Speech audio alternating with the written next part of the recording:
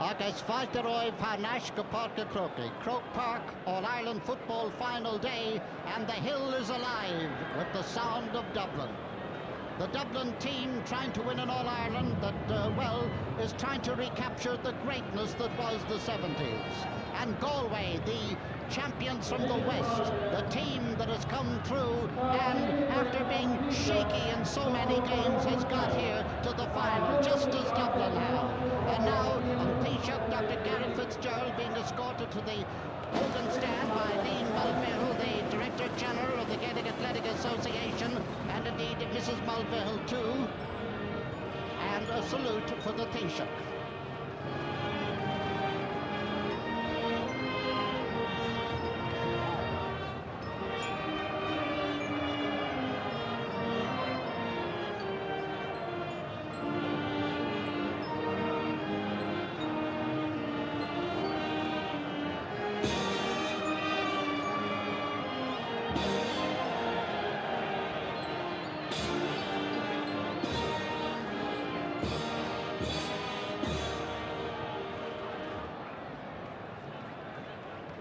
Well, that tells its own story. That is the Dublin side of the story. But of course, around the ground there are thousands of Galway supporters anxious to see can their team win through and put their critics to shame. That is Mrs. Mulvihill there talking with on Taoiseach, and just behind the Taoiseach is Dr. Donald Keenan, former president of the GAA, with Mrs. Keenan alongside him. Con Murphy, former president of the GAA. The present president is there in front, that's Paddy Buggy. The man with the cap at the back there, that's Paddy McFlynn, former president. And in front of him is Pat Fanning, former president. And of course Seamus Ryan and Mrs. Ryan there, and the glass figure with the glasses there just behind the microphone, that of course is Dr. Morris, patron of the association. And here comes Dublin!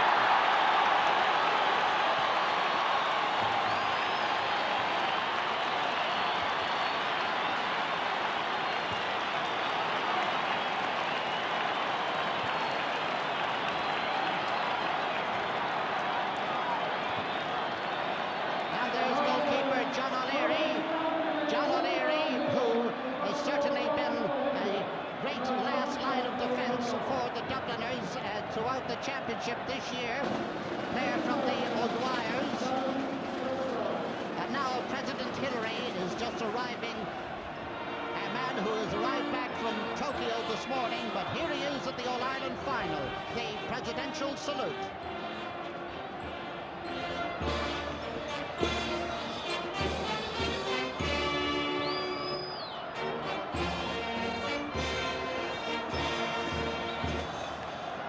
I don't know how he's feeling, but anyone who has ever suffered jet lag, they must have a fair idea. But good indeed to see the president here looking so well after his trip to Japan.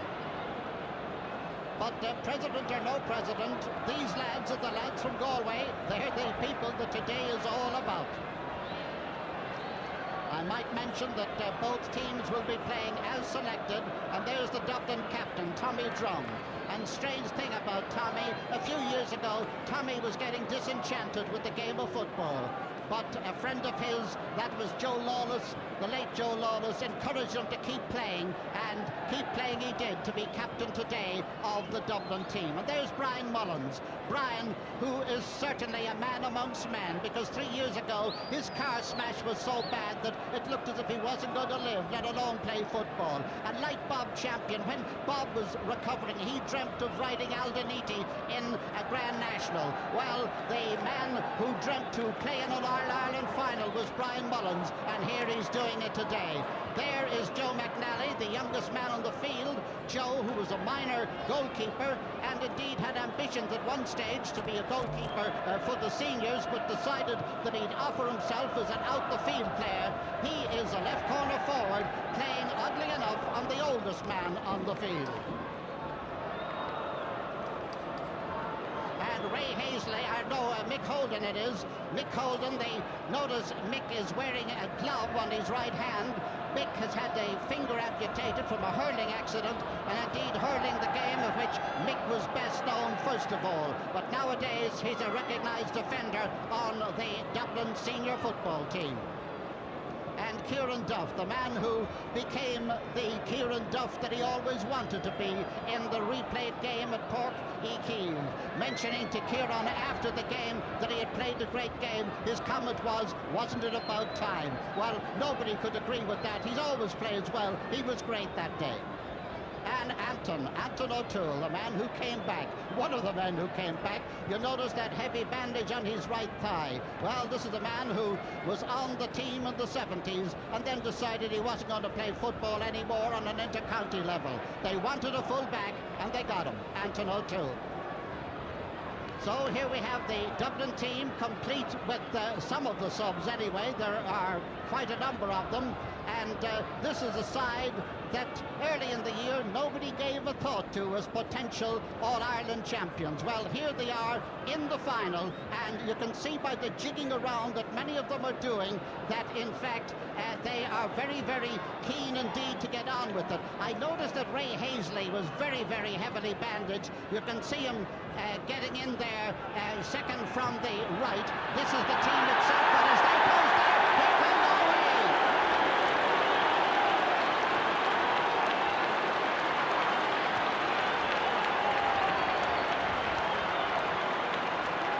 A Galway team that brings memories of great days. There's Matty McDonald, the trainer, who must feel a man of excitement at this moment.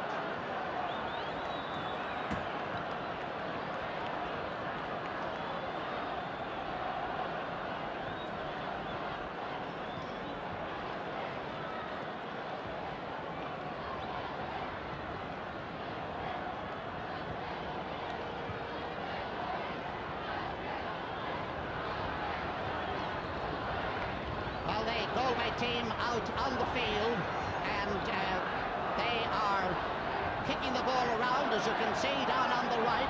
The Dublin team have moved in towards the goal in front of Hill 16, and we welcome viewers from many places.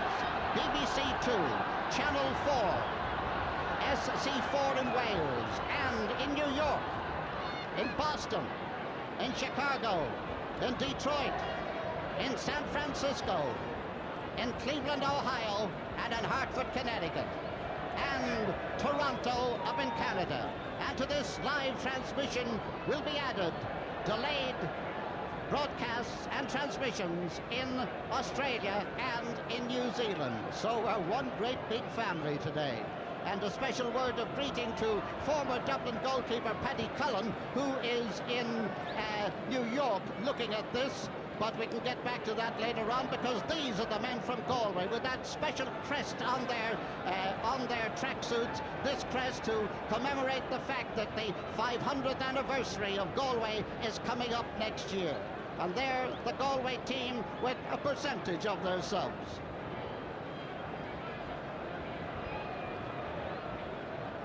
Brian O'Donnell there, Matty Coleman, Brian O'Donnell, and there's that big man there in the centre, that's Stephen Kennevy, and Barry Brennan back in the field there. He's just to the right of Stephen Kennevy as we look at it, and now there isn't a goalkeeper, or there isn't a substitute on the field for Galway that isn't in the picture. Now, by magic wand, or get the heck out of that, the subs have all disappeared, and now we have the team itself, the 15 men to do duty. But the players are calling back, some of the subs are calling back Tom Naughton. They're calling Tom Naughton back, the man who should be captain today, but because of an injury he's off, and he looks like a lad that's somewhat downhearted about it all. And why not? And a lovely thought by the Galway team to call him back in to join them in the team photograph. Brian Talty and Johnny Hughes. Johnny, the most experienced man in the field. Stephen Joyce was in the front, one of the great score-getters of the Galway team. And now Galway going into a limbering up session, which will be without the tracksuits.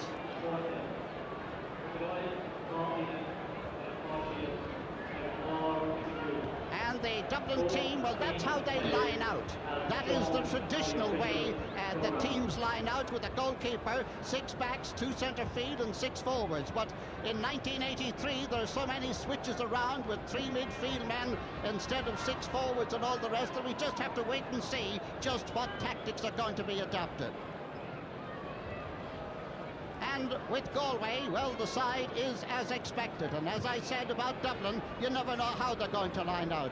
Tomas Tierney there, number 13, could easily wind up as an additional centre field man with Brian Talty and Richie Lee. Time will tell. And so the scene gradually being set. And at this stage, may I mention something that you may certainly have heard quite an amount about during the minor game: the absolutely gale-force breeze that is blowing from the canal goal towards the railway goal down on our left. Now, the team that plays with that in the first half would appear to have a terrific advantage in that first half, but I noticed in the minor game that there was quite an amount of mis-shooting down at the goal on our left at the railway goal. The half-time score, although Derry won the toss and played against the wind, Derry led by 3 points to Cork's 2, even though Derry were playing against the wind. And now down in front of his referee, John Goff, is about to toss the coin. Seamus McHugh of Galway on the right, and on the left, Tommy Drum. Caleb O'Brien, Chief Steward in the centre. Up she goes. Dublin have won the toss and are playing with the wind in the first half. So Dublin play with the wind in the first half.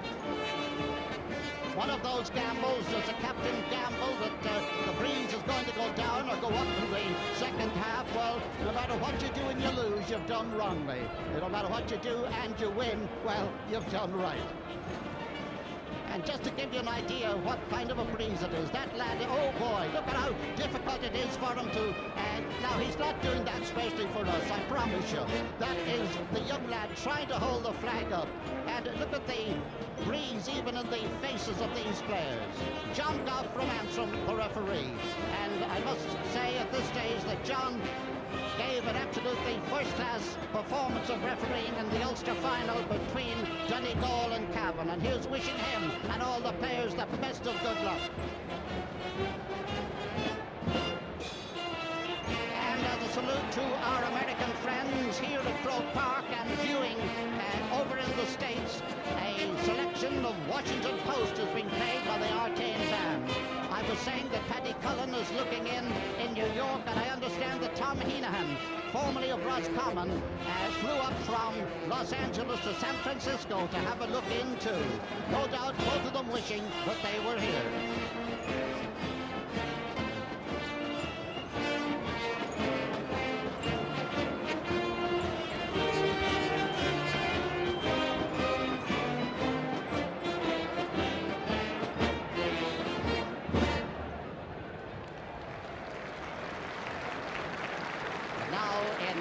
Short time, the teams will line up behind the Artane Band, which is formed up, as you can see, in front of the Hogan stand. The crowd, I would say, something in the neighborhood of 65 to 70,000. I would say around 70,000 people gathered here for what promises to be a classic. Now, let's face it, both teams started the year pretty well as, well, a disappointment to their followers. Galway made hard work of beating Leitrim, Mayo, and then Donegal, but they did beat them and they got here. Dublin, well, Meath people are still wondering what happened, that indeed Meath didn't beat them, but they didn't. They went down then to beat Louth, then they beat Offaly, and then against Cork in the first game, well, let's face it, they should have been beaten, they weren't. Brian Mullins ready for the action there. They weren't, and then they put up a sparkling performance in the replay in Porky Keeve. Will they reproduce that? Will the Galway team produce the real greatness that we all know is theirs and so far has been hidden this year? They are the team that could well do it on a day like this, a final day. And with the wind tossing their locks, not so much Brian Mullins, the Dublin team awaiting the striking up with the band and the march around. Matty Coleman there, and there's the big burly fullback Stephen Kennevy of Galway, who plays his football in Kildare. You can see the tension in the faces of these players, and here is the grand parade.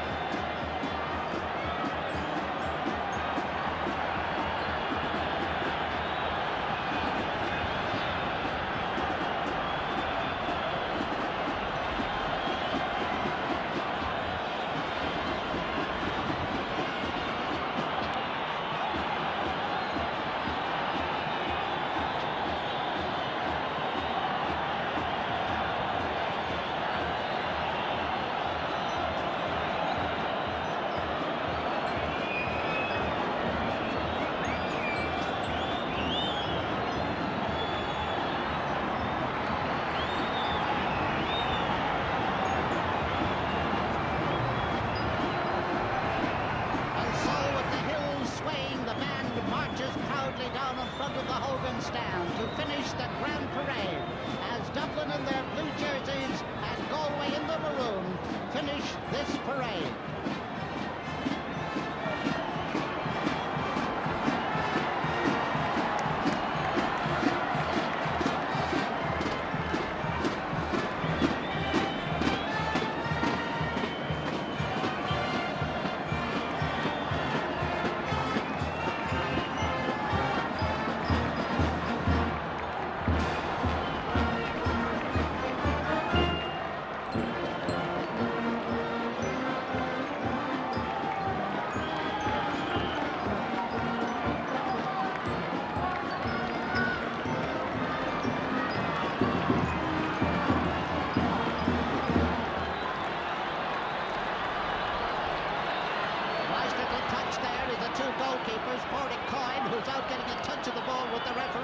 Wished John O'Leary good luck, but they had to shake hands as they go back to their respective goals. And now the Artane band is formed up in front of the Hogan stand. Musical director Joe Lynch giving the signal for the roll of the drum and our national anthem.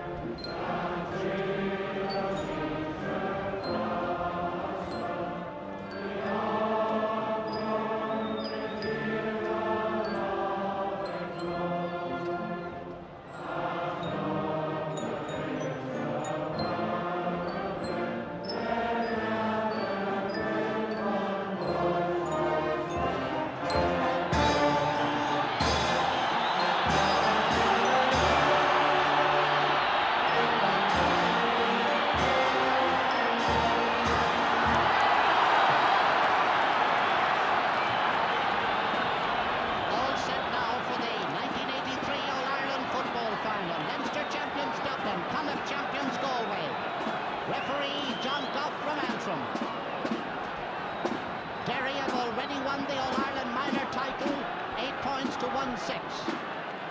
Brian Mullins, Jim Ronan on the right, Brian Talty on the back on the left, and in the foreground there was Richie Lee, and the game is on. Brian Talty to Richie Lee, and it's Galway into the attack. Ray Hazley. This is Kieran Duff for Dublin. Dublin playing with the strong wind in the first half. Stephen Kenevy. But out over the line for a line ball for Dublin. And Kieran Duff is going to take it just on the 45-metre line. In fact, it's been decided that he won't, because Barney Rock has come over now, and Barney is going to take it. Kieran Duff going in there. And blocked down there, half blocked down anyway, by Seamus McHugh. Ball gone out the far side of the field. Pat Calvin up along the far wing. Galway gone back into the defence there, as Matty Coleman is under pressure, and Dublin are penalised, and there's a free out for Galway. Matty Coleman is going to take it. Just about 17 or 18 metres out from his own goal. There you can see it. Kept in play over there by John Caffrey. Back to Pat Canavan. This is Brian Mullins going for it, but it beats him. Kieran Duff has it now for Dublin. Pat O'Neill trying to keep it from getting away, but the Dublin man is penalised for carrying the ball too far. And this is something that I noticed with the referee before in previous games. He won't allow the player go beyond the 4 steps, which are legal for him when he goes carrying the ball. Free out for Galway. Stephen Kenevy, their big full-back, to take it. Kicking it against a very strong breeze. Oh dear, look at the way the wind caught that one. Barry Brennan in possession. He's bottled up here, still with the ball. Well, he certainly made a good run up the wing with it. The ball half knocked down, goes into the centre when Val Daly gets it. In now to Brian Talty. Talty tries to sell a dummy to John Caffrey. Caffrey is tackled with the shoulder there. Back to Gay McManus, his kick locked down. Brian Talty snapping it up. A nice, lobbing, dangerous kind of ball. Mick Holden traps it down. Doesn't take any risks with it, with the breeze the way it is. Way down the field. And Tomas Tierney is playing a third centre field for Galway. And John Caffrey is playing a third centre field for the Dublin players. So there are plenty of open spaces around there. They free to be taken. Well, the referee putting it back to where it should be taken, and that's on the 45-metre line, and Brian Talty is to take it. Brian is short one into Val Daly. Val trying to shake off Tommy Drum. Into the centre to Gay McManus. McManus trying to work his way through his shot, and the first goal in! A point by Gay McManus against the breeze. 3 minutes gone, and it is a Galway point, and there's Gay McManus sending it over. Galway 1 point, Dublin no score. And the ball to be kicked out now by John O'Leary. Galway that 1 point lead in the very early stages and against the breeze.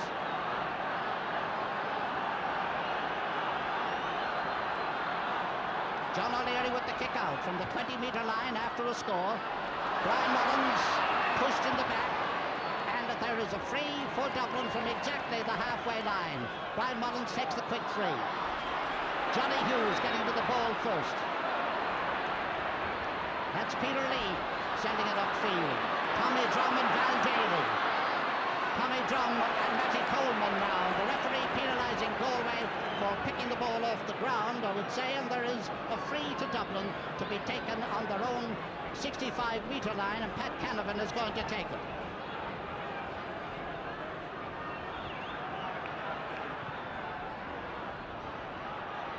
Well upfield, nobody holding on. John Caffrey trying to get it up, a lot of spoiling in there. This is Tomas Tierney, who's supposed to be a corner forward, but he's back as an assistant defender now, and it gets a free. Well, that's one way of getting in, and if you don't want to get in, you get a very good view up there too. The free out to be taken by Stephen Kenevy. And the wind catching it again. Ray Hazley with it now for Dublin. Up the wing to Anton O'Toole, who has come out. Anton's shot curls to the left and it goes wide. And the score remains 1 point for Galway, no score for Dublin after about 5 minutes of play.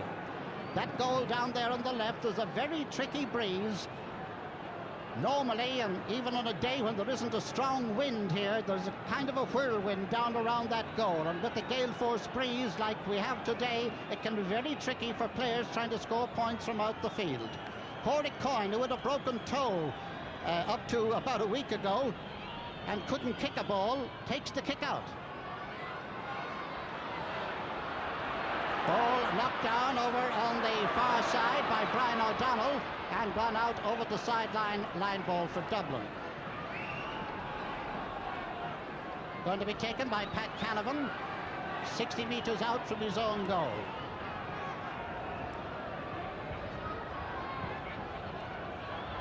Good one.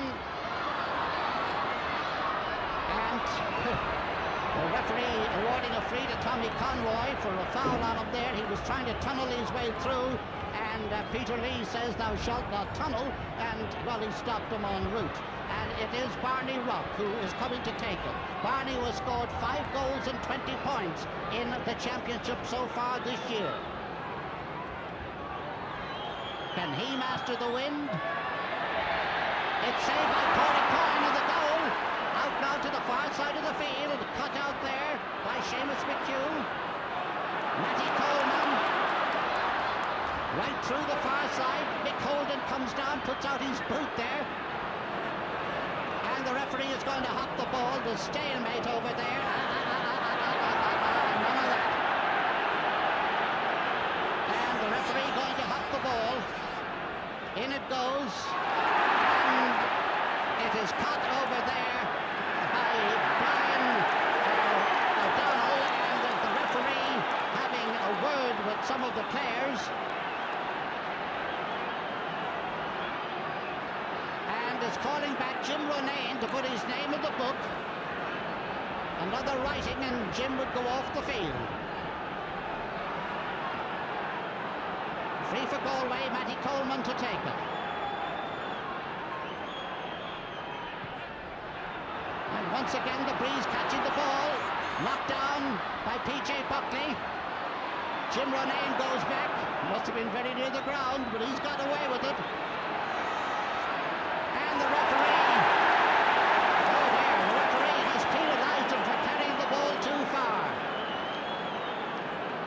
And this free, just inside the 45-metre line across into Kay McManus. McManus in through the centre of Val Daly, with the ball nicely tipped away by Pat Canavan. Downfield now. Peter Lee. And the ball snapped up there by Tommy Drum. Out towards Barney Rock, and also in the tussle over there, Seamus McHugh. And the referee is calling for the ball, and I think he's going to hop it again because there was a tug-of-war there between the Galway man and the Dublin man. And from the throw-in, Barney Rock gets to it, gets it into Jim Ronayne. Ronayne right through now to the centre. Joe McNally gets it out, but it's nicely picked up there by Pat O'Neill. Pat O'Neill is penalised. I don't know, the referee is so keen on them not carrying the ball too far that he's letting a lot of rather hectic tackles go. Anyway, this one is a free to Dublin, and the score is Galway 1 point, Dublin no score. Barney Rock to take it, and let's see how he gets on with the wind this time. It's high, it's over the bar, and it is the first score of the game for Dublin. Barney Rock the scorer. Dublin 1 point, Galway 1 point. And we make it, about 9 minutes or so gone in the first half. Corey Coyne to place the ball for the kick out on the 20-metre line, where they kick it out after a score.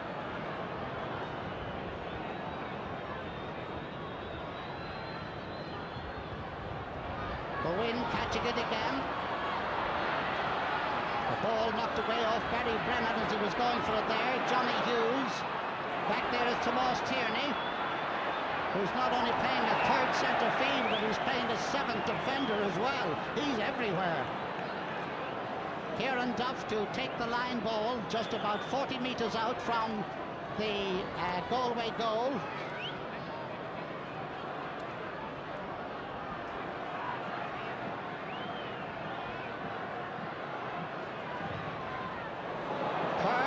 Too much curl, and it's gone wide, and the score remains Galway 1 point, Dublin 1 point. And Kieran Duff not exactly looking happy with himself.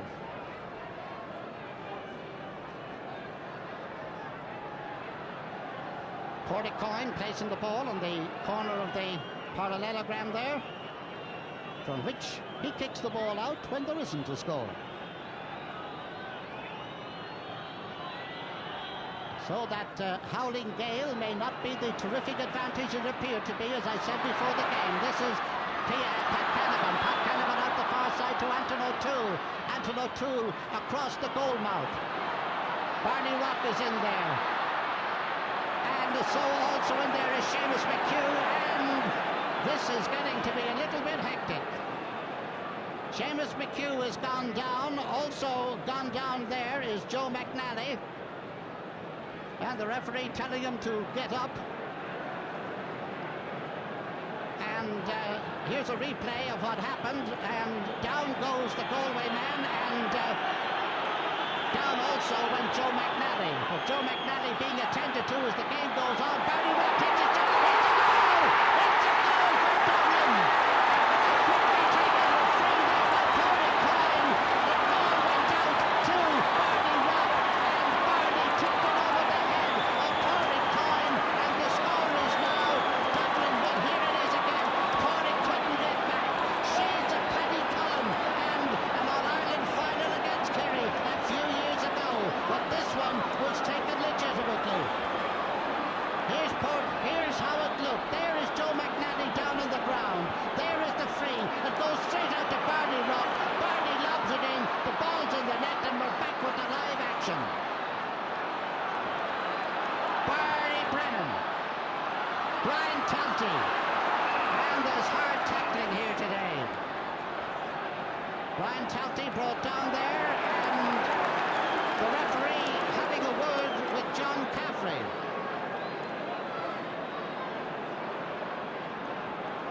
Here's Pat O'Neill now to take the free. No, he's not. He's changed his mind, and it's Brian Talty that's going to take it. The score, 1 goal and 1 point. That's 4 points for Dublin, 1 point for Galway. Brian Talty low. And there is a free out for Dublin for a bit of mauling there by Barry Brennan. And the free out will be taken by P.J. Buckley.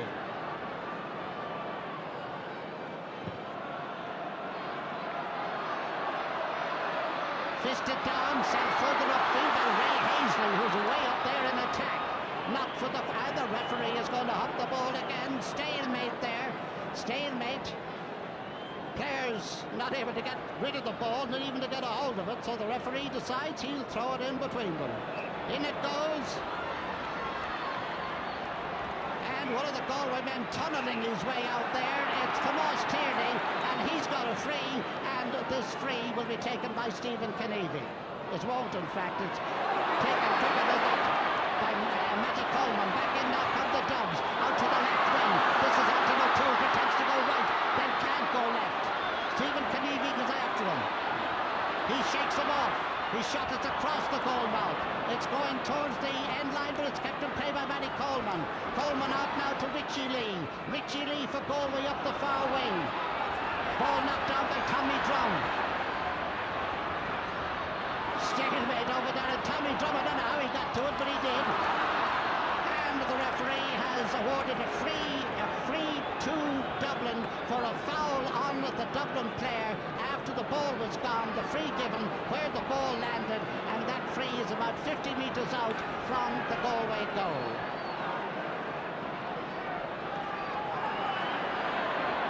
And Barney Rock is going to take it. No, the referee is giving him some kind of instructions there. I'm not sure what it was, but anyway, there's the kick. It's high. It's kept in play by Joe. It's wide. No.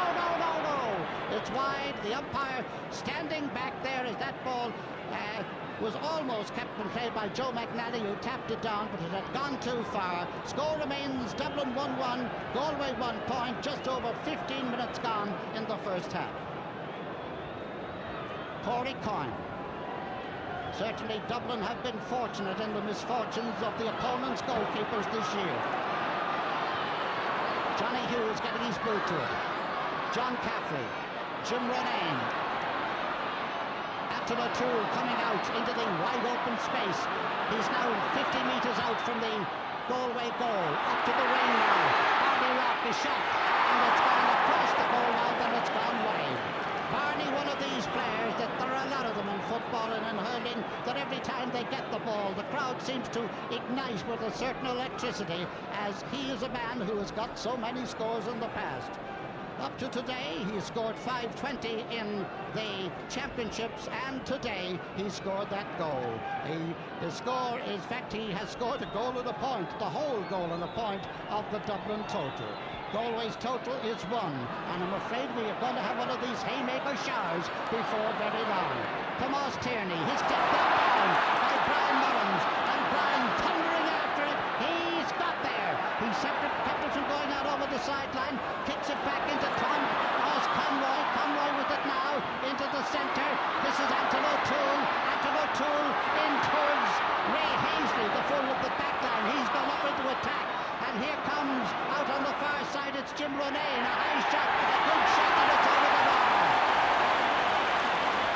Over the bar with Jim Ronayne, the scorer. The first goal that Barney Rock didn't get. Here it is again, racing out to get to the ball, and he just gets to it. Brian Mullins getting it up into his hand, tipping it back then, and Conroy into the centre. Fisted further over now, Hazley going through it, doesn't quite get it, and here's where the kick comes from. This is Jim Ronayne. Ronayne's kick is high, and it's over the bar. And with the live action again, here comes Brian O'Donnell. Brian O'Donnell up the far wing towards Stephen Joyce. Stephen Joyce being hustled about there by Mick Holden, but he gets his kick in. PJ Buckley run by Barry Brennan. And Matty Coleman, who has come up from being left full back, is out in, well, a fourth centre field, if you like, for Galway. I think the idea of where players play in a line-out has gone out the window. So there is a free for Galway. It's just about 40 metres out from the Dublin goal, and it is a low kick against the breeze, blocked down by Tommy Drum to Brian Mullins. Brian right-footed up now to Tommy Conroy, who is pushed in the back, and there is a free for Dublin.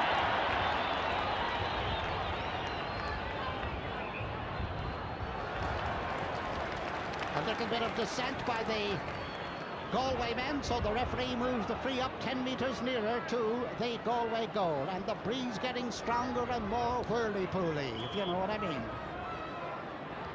Kieran Duff, the wind, in fact, blowing the ball off the mark on which he placed it, and now he places it again.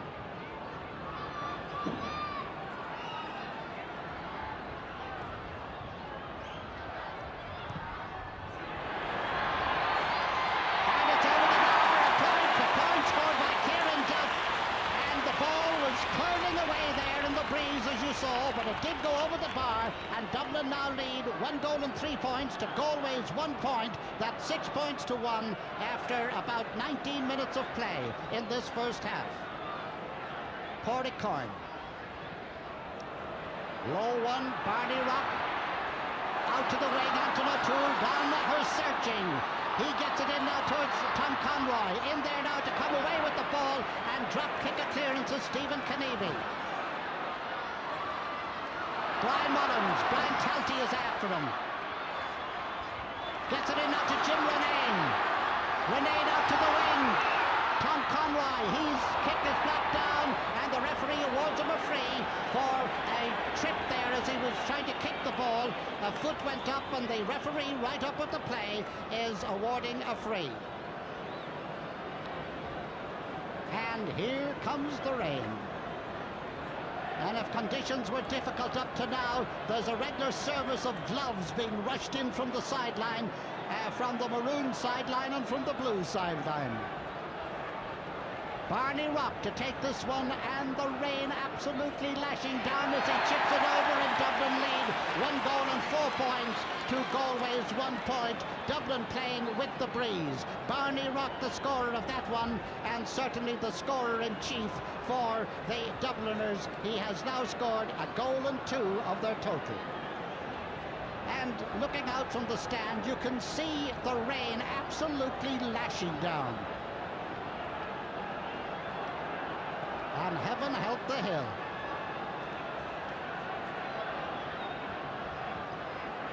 Again, the breeze catches the ball, but it's a good one against the breeze. Brian Mullins, Ray Hazley, cleared out by Stephen Kenevy. This is Brian O'Donnell. They're going to be slithering all over the place now. And the referee letting the player away with touching the ball on the ground. In these conditions, he's entitled to do it. And Brian Mullins kicks this one way up the field. Johnny Hughes bats it down, but it's Joe McNally. Out now to Tom Conroy. Conroy high, way out to the left and wide. And more gloves being rushed in. And, well, the umpire isn't taking any chances. I hope they're an extra pair he's putting on. Anyway, they're doing the same at the other end. That's what you call wearing your longies outside. Well, here is the kick out by Pádraig Coyne. He's having a trouble there, isn't he? All is well, ladies and gentlemen. Pádraig Coyne. Brian Mullins. And the referee has awarded a free to Galway. Somebody seemed to have got a knock on the back of the kidneys there. That was Tomas Tierney. Free is taken, and up comes the ball towards the Dublin end. PJ Buckley, and the referee awards a free to Dublin. Well, there's a man who came prepared, and he's using somebody's shopping bag. PJ Buckley.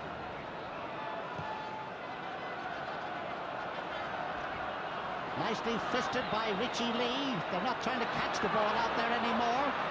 John Caffrey is grounded, and the referee awards a free to Dublin from 65 metres out from the Galway goal. And Brian Mullins is going to take it.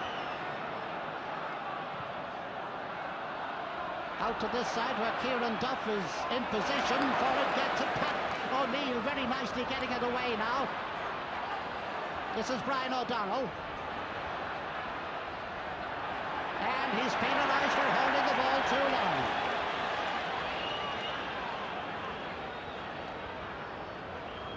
And this free to be taken by Barney Rock with wind and rain behind him. It's 50 metres out from the Galway goal. And look at the breeze blowing the ball away. I know it's coming into the box here, the rain, but who cares about that? How must the hill feel and all the people on the terraces in this torrential rain? Barney Rock high into the goal mouth, and it's deflected. It's gone over the end line and wide. Looked for a moment as if it was being deflected by a defender. It wasn't, and the score remains Dublin 1-4, Galway 1 point. 7 points to 1 in favour of Dublin, and 24 minutes gone in the first half. Dublin playing with this strong, tricky, trappy breeze.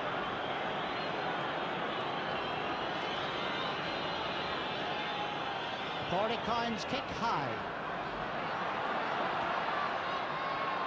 Caught there by Richie Lee. Up to Brian O'Donnell. Brian O'Donnell into Val Daly. Val now went through the far side again. McManus going racing out after him. Jerry Hargan after him. Gay McManus has got there. He's coming in through the centre now. There's nobody in front of him but John O'Leary and the goalposts. And the ball is still in play. It went off his boot. I don't know how it curled out, but it didn't go over the bar. Maybe the wind. I don't know what happened, but it came right out. That was a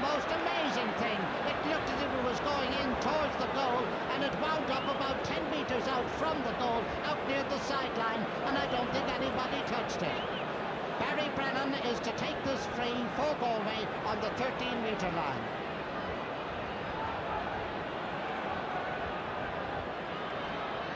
And it's about 20 metres to the right of the goal on our right. He kicks it and it's over the bar. Typical Barry Brennan accuracy. Barry, who was off in the semi-final with an Achilles tendon trouble, is back in for the final and making his presence felt. Dublin 1-4. That's 7 points. Galway 2 points. And what is it? Just over 25 minutes gone in this first half. And not only is it raining and blowing, but it's getting kind of dark at the moment. But perhaps the sun will be back before long. Brian Mullen's got his fist to that. And Brian Mullen's got his fist to that too. I'm afraid Brian certainly misbehaved. And one of the Galway players is absolutely, he's put off. Brian Mullins has been put off the Dublin team.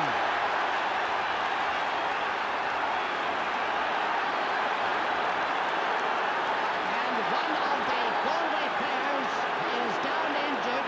Brian Mullins got his fist to a ball coming down. Then something happened. Brian swung back and hit the Galway man. We may have a look at it again, and we'll see it in just a moment. The man who was down was here it is again. The ball coming. Brian Mullins got a crack and then swung back. So Brian has been put off the field. Dublin with 14 men, 1 goal and 4 points. Galway 2 points. Johnny Hughes with the ball, and that certainly has put electricity into the game. And that's Brian Talty getting another knock there. A ball knocked out to the wing into Tierney, and a shot by Val Daly that's gone off the defender out over at the end line for a 45. And the referee having a word with Jim Renane because of the knock that Brian Talty got a few moments ago. This game may have been controlled about carrying the ball too far, but John will certainly have to pull up his socks about much more strenuous fouls than technical ones, and he is now going over to see how Brian Talty is. Stephen Kenevy, the big kicker of the Galway defence, coming up to take the 45. Now it's really up to Dublin, who lead 1-4 to 2 points and have 14 men. And it looks for a moment as if Brian Talty is going off the field. The play goes on. Stephen Kenevy coming up now with the 45, but he comes up to replace it. No substitute coming on yet. We'll still stick with the play, however, because here comes Stephen Kenevy with the kick. Oh dear, it goes off his boot way out to the far side of the field. And Stephen Joyce out there, the ball gone out over the sideline, and the referee has awarded a free to Galway from the sideline, right out on the far side, about 25 metres out from the goal. Brian Talty is back in the game. And the free is taken in towards the centre, caught by John Caffrey. Caffrey, a shortish clearance. It goes out onto the wing to Tomas Tierney. Tomas is penalised for carrying the ball too far. So there's a free out for Dublin, and I was talking some time ago about the electricity that can go into a game. This one has become supercharged. And let's hope that the rain cools things down a bit. John O'Leary, a very short one, intended to be that.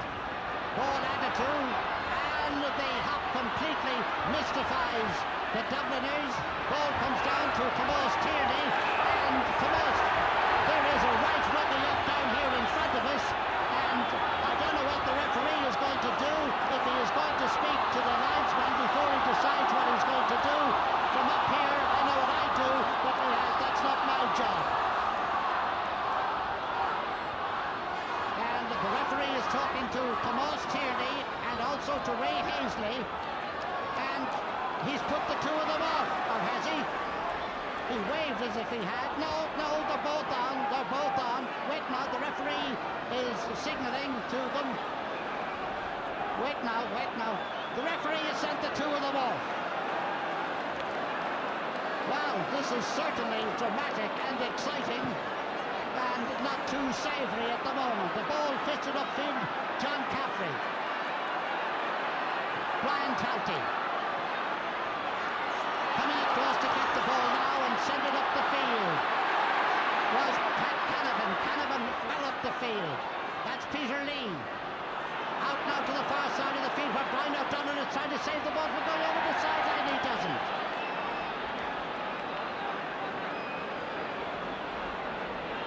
Line ball for Dublin to be taken. I thought it was going to be Jim Ronayne. Instead, it's Pat Canavan. This is John Caffrey. And another foul there on a Galway man. Peter Lee grounded there, but free out for Galway, and it's to be taken by Stephen Kennevy. The score, 1 goal and 4 points for Dublin. 2 points for Galway. Dublin with 13 men. Galway with 14 and 31 minutes gone. Just to think we've another half of this game to go yet. And the referee has awarded a free to Dublin as the rain eases off. PJ Buckley to take it. They all look the same out there. Fellows that had fair hair, they now have it all black. It's a lovely ball into the goal. Now that's over the delightful kick. A lovely kick there, sent over the bar by PJ Buckley. And that makes the score. Dublin 1 goal and 5 points, 8 points to Galway's 2 points. And we are now in the 32nd minute of the first half. And it will be interesting to see what is hatched in the dressing rooms during the interval. How will Dublin try to compensate for the enforced absence of their centre man, Brian Mullins? Out to the far side of the field, Brian O'Donnell with the ball blocked over there, and the line ball for Galway about 50 metres out from their own goal.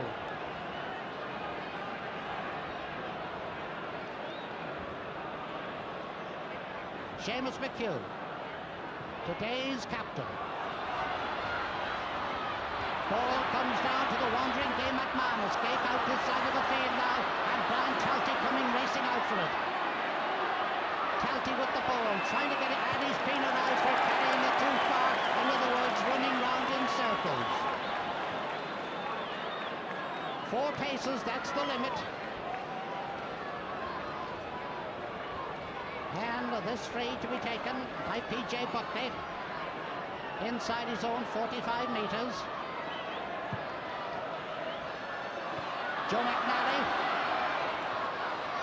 In there was Val Daly. This is Brian Talty coming back to his old form. This is Tommy Drum, who is grounded there by Barry Brennan, and the referee awards a free to Dublin from exactly the halfway line. Well, it was exactly the halfway line. It has inched a yard or 2 forward. PJ Buckley. Can he get another point from this distance? Well, the direction is good. It's how it's gone off the hands of Johnny Hughes in there. Porticoin clears it out. Matty Coleman in there. Ball comes out to this side of the field. PJ Buckley being chased by Barry Brennan. Val Daly gone back. It's gone off Val Daly's boot, and the referee has awarded a free to Galway for a trip there on the Galway man. And the free out is about 30 metres out from the Galway goal. They're about 10 metres in for the near sideline. Stephen Kennevy coming over to take it. We're not far from the half-time whistle.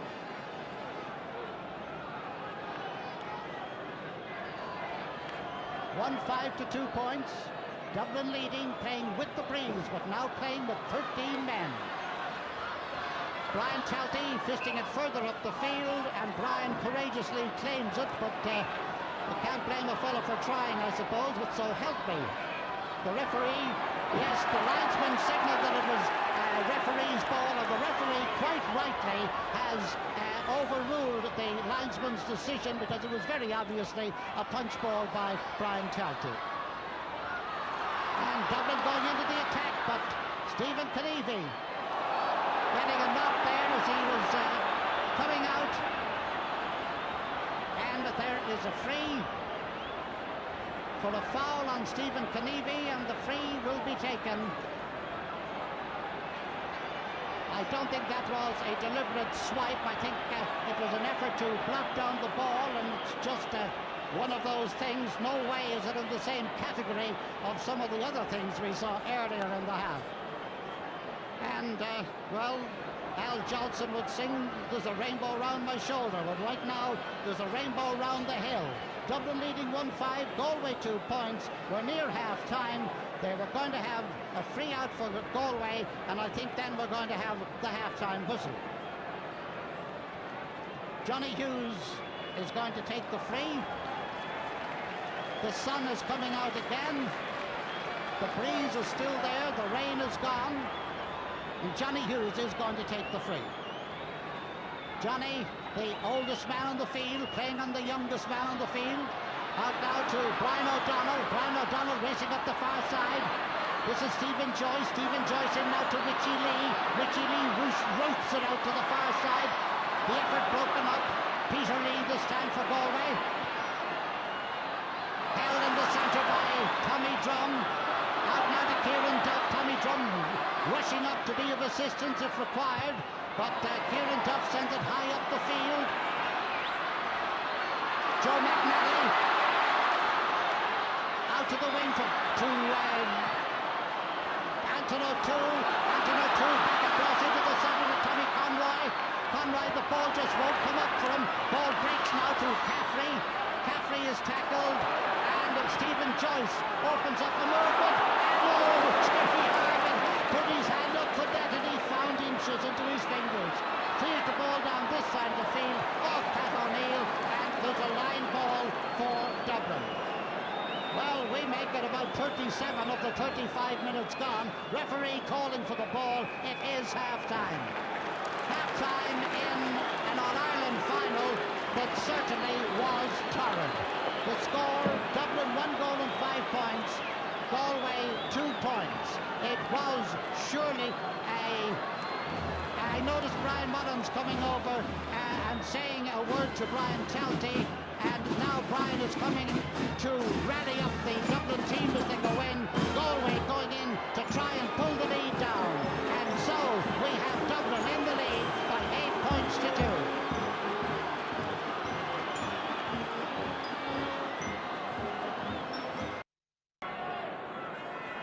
I'm looking for Barry Brennan. Barry Brennan is the one I think that's missing. His brother Michael is on. We'll just check who's gone off in a few moments. All's ready now for the restart. Dublin 1-5, Galway 2 points.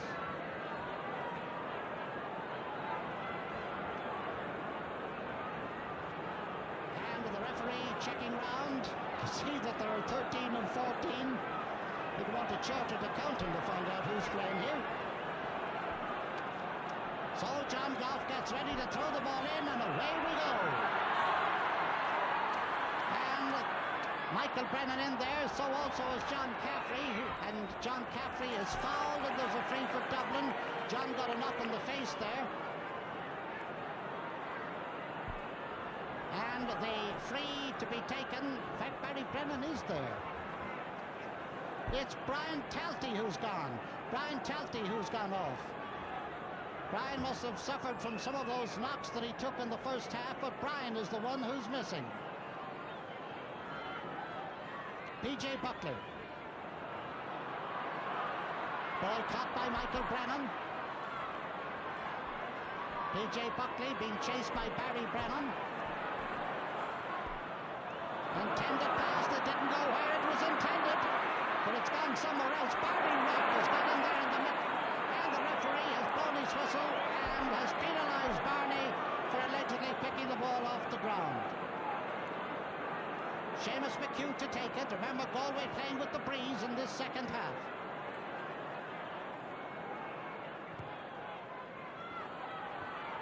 Nicely fisted down there by John Caffrey, but up comes Matty Coleman. Matty Coleman from 50 yards out. Ball knocked down there by Mick Holden. Jerry Hargan's clearance to this side of the field. But Galway can afford to hunt in packs now, having a man more than the Dubliners. Pat Canavan under pressure. Barney Rock. Pat O'Neill, or Peter Lee trying to stop him there, didn't succeed. Nice bit of footwork there by Richie Lee. And here come Dublin in the attack now. Who's leaving it to who? And Johnny Hughes is penalised for a foul. Is the referee going to? No, he's not. I thought he was calling the player to write his name, but apparently not. And there is a free in for Dublin to be taken, and either Barney Rock, it is Barney Rock who's going to take it. A couple of them looking as if they might. Barney, if he won't. Referee has again penalised Galway for dissent. And there's Barney Rock's shot. It could be a very important kick. And it's gone over the bar for a point for Barney Rock, making the score now. Dublin leading by 1 goal and 6 points to Galway's 2 points. Barney having scored a goal and 3 of that Dublin total. Corey Coyne.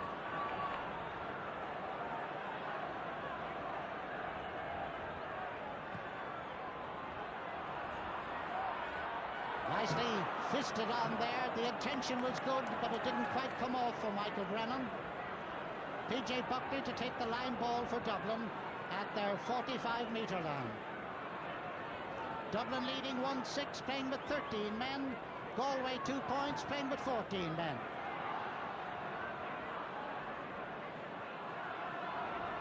Matty McDonough sending the loose man into the corner. Line ball taken, and it's another line ball for Dublin.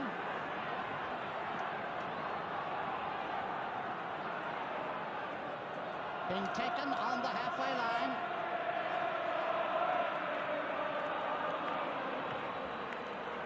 Up the far wing, kept in play out there by Joe McNally. John Caffrey. Barney Rock lets it go by, but the referee penalises him for holding on to the Galway man, and there is a free out for Galway. Galway have now put Michael Brennan as a kind of a top of the right and a right half forward. And Barry Brennan is a kind of a centre field. I'm using this kind of because with players put off, there's a lot of gaps to be filled. John Caffrey, penalised. And now it looks as if somebody else is going off. Kieran Duff has apparently flattened somebody over there on the far, and he's been put off.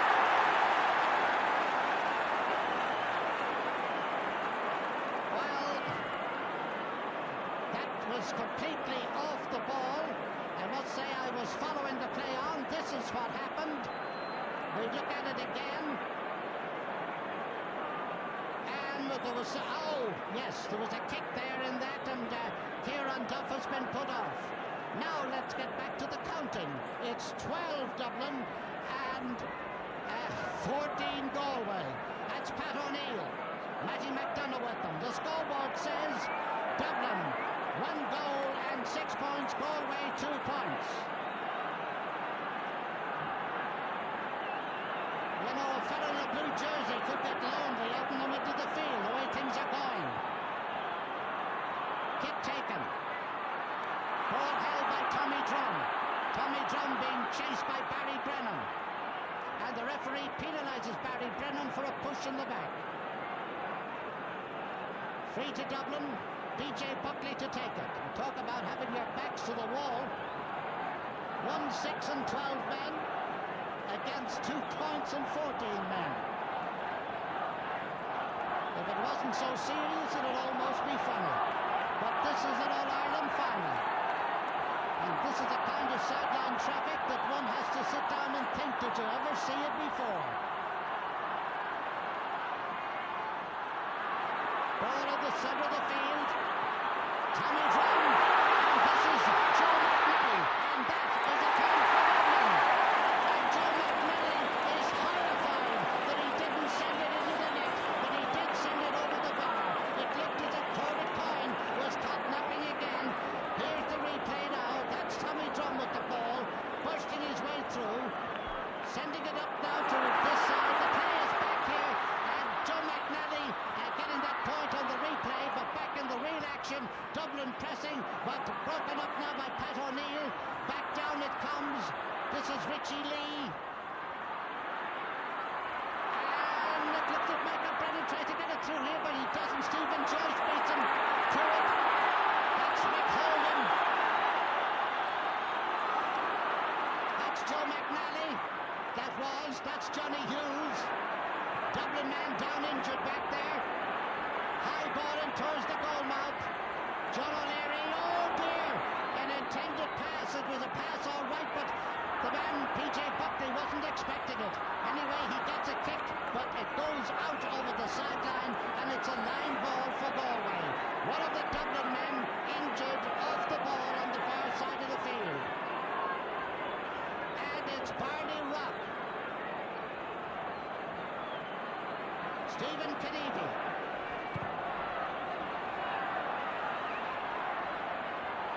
Ball knocked to John Caffrey, and the referee he's pointing over this way, and he wants the kick taken all over again. Meanwhile, Barney Rock seems to be all right, holding his jaw here a moment ago, but he seems to be all right. Stephen Kennedy.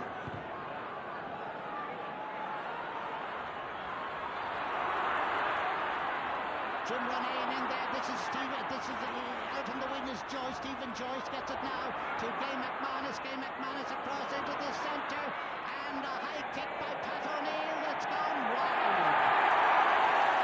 Gone wide. It looked for a moment as if it was going over the bar. It's gone wide, and the score remains Dublin 1-7. Galway 2 points. Galway playing with the wind in the second half.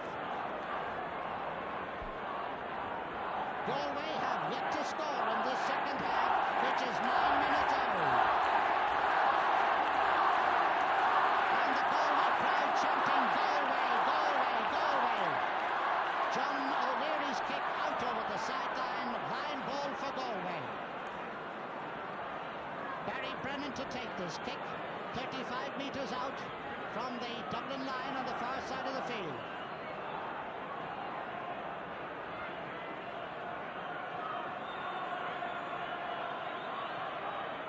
It's right into the goal mouth. John O'Leary goes after it and touches it, but it's over the bar. A lovely point by Barry Brennan from the far side, from the sideline, making the score now.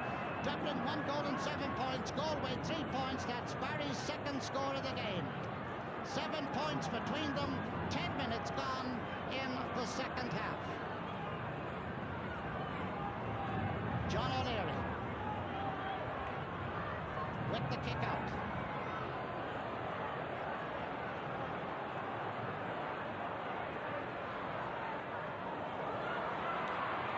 Not the greatest one that ever was. That's Barney Rock. That's Mick Holden. That's Jim Ronayne. That's going out to get it is Joe McNally. Into the centre to Tommy Conroy. Stalemate here now. There's a tussle for a ball, and it goes back for Galway off Brian O'Donnell, and it goes back to Stephen Kennedy. Stephen slips and his kick goes off his boot. Line ball for Dublin. 45 metres out from their own goal. Down on our left. Dublin lead 1-7 to Galway's 3 points. Galway with the wind. Dublin with 13 players. Galway with 14. I beg your pardon. Dublin with 12 players. And Galway with 14. I lost count there for a moment.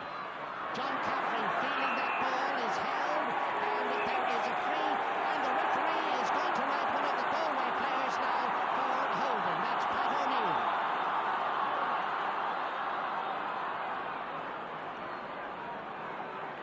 Pat Canavan to take the free.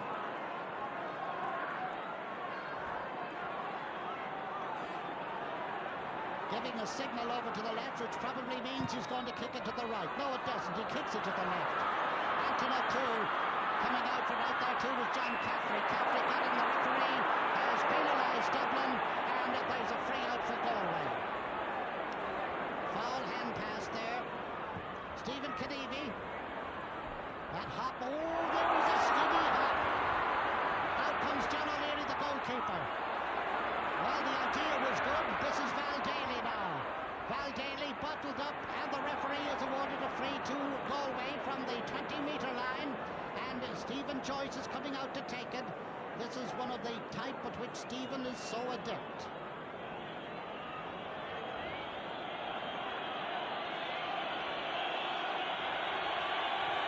And he curls it over the bar for another point for Galway. Bit by bit, they're narrowing the gap. Dublin 1-7. Galway now 4 points. That's 10 points to 4 in favour of Dublin. The sun beaming down again. The hill kind of hushed into wondering what's going to happen in the next 10-15 minutes, not to mention the next 20.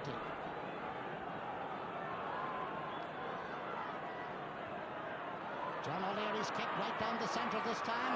Nicely fielded by Richie Lee in the centre of the field, and the referee has blown up, and although the Galway man had the ball there and was on his way, he didn't get the advantage, and there is a free to Barry Brennan and Galway, and this could be anything.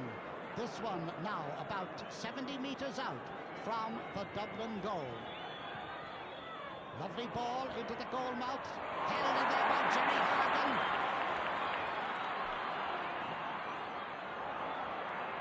Not Jerry Hargan, indeed. The man who held it and brought it out was Pat Canavan. It was Pat Canavan who brought it out. Line ball for Galway. Barry Brennan to take it. Full forward, Stephen Kennedy is now outside the Dublin parallelogram. Ball tipped back to Pat O'Neill, to Barry Brennan. Barry Brennan takes his shot high into the goal mouth. John O'Leary goes down, gets the ball out to this side of the field. Gone out over the sideline. Line ball for Galway.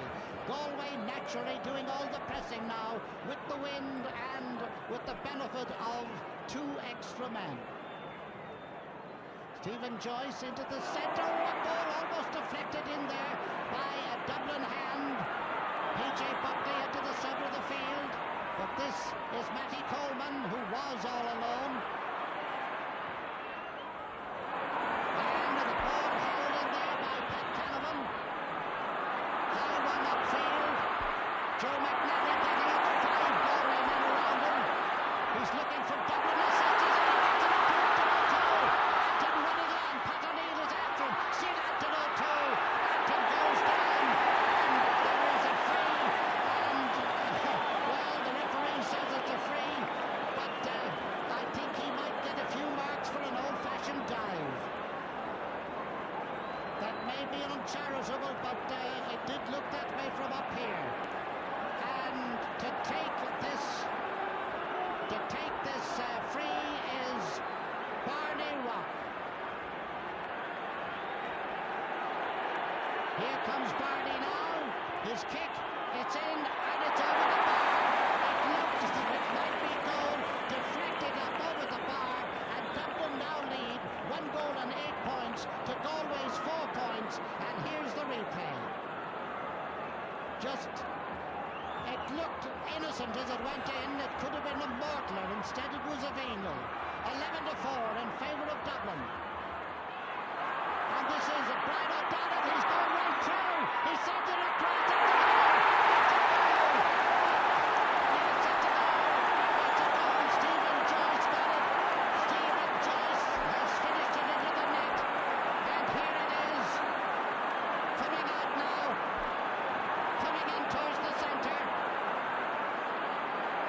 Tipped on, cuts across into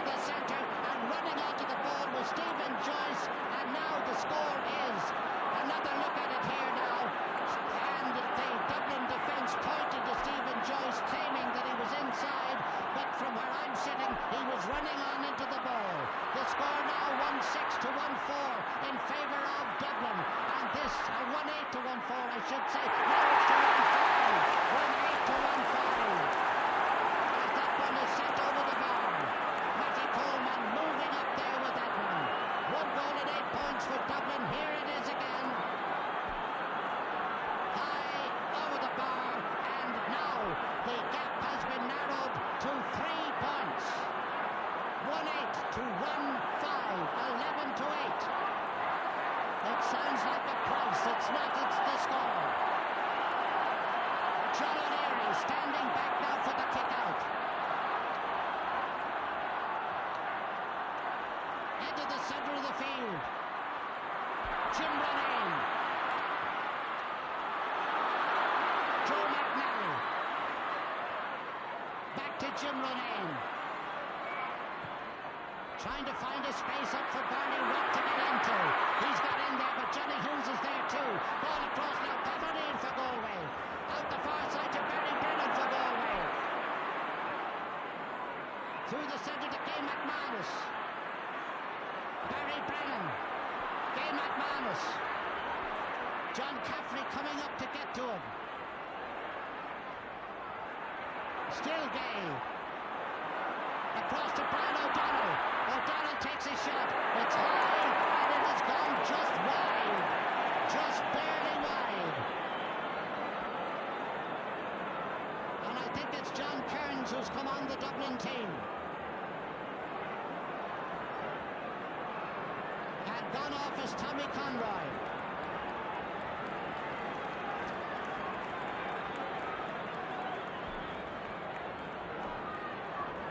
Kick out now, that's Matty McDonough, looking to see how his plans are hatching. 3 points between them. And free to Dublin in their own 45-metre area. B.J. Buckley to take it.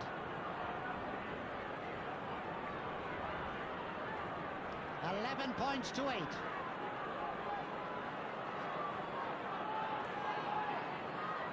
Almost 19 minutes gone in the second half.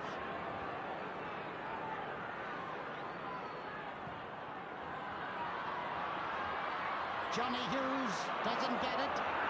And last the umpire signalled first that it was a Galway ball, but he very quickly corrected himself and made it Billy Joyce is in the game for Galway. And now he is the oldest man in the game. Referee holding on to him there as he comes in. He hasn't reported to the referee. Referee looking for him to report. And going off is Peter Lee. Peter Lee going off on the far side, and Billy Joyce moving up into a centre field area. Line ball kicked on the far side. Captain play over there. And the referee is awarded a free to Dublin on the 13-metre line. Barney Rock is going to take it. The score 1-8 to 1-5. That's 3 points between them. A point here could be very important. It would take 2 scores to catch them. And Galway are the boys that could do it. He sends it over, and it's a point, and now it is the score 1 goal and 9 points for Dublin, 1 goal and 5 for Galway. And Barney has scored a goal and 6, a goal and 5 of that total, a goal and 5 of that total. From the kick out, Barry Brennan, in now to Van Daly. Van, who hasn't been so much in the game up to now, but the ball struck from his foot there by Pat Canavan. Canavan to John Kearns. Kearns' kick blocked down. And Dublin really standing up against this onslaught. Matty Coleman. Gay McManus racing out for it. Jerry Hargan after him.